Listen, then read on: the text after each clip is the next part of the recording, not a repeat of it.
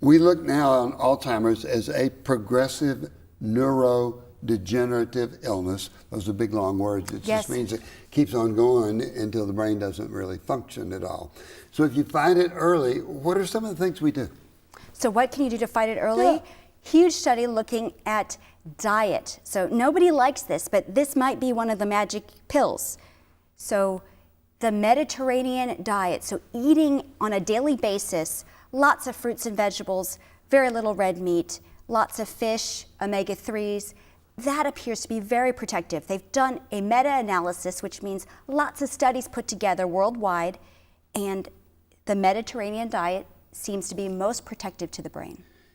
You know, the Mediterranean diet is protective to the brain, to the heart, to the blood vessels. It's one of those things that I always tell people, Google the Mediterranean diet and start changing what you eat according to what that tells you, because there's so much information on that. Yes. And that can help people brain-wise. What else? Diet, the food we eat. And aerobic exercise. And what I mean by that are programs like walking, doing any kind of class, doing the machines, perhaps an elliptical machine and a stationary bicycle, swimming, a continuous exercise on a daily basis or at least a few times a week.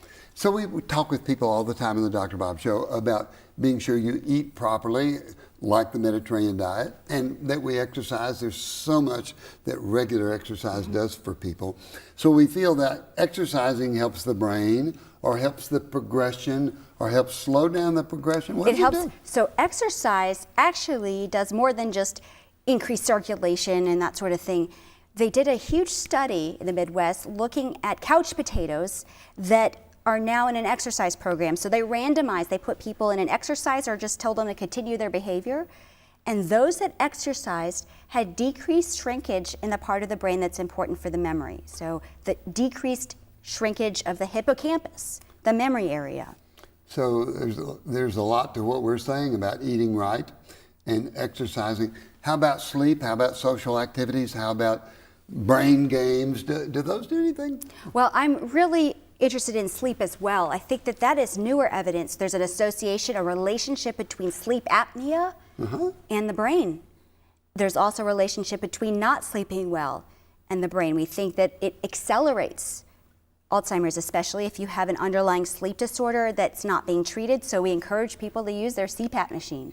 So there's a lot that's going on when we find something early to eventually make this where we hope it's going to be a curative disease.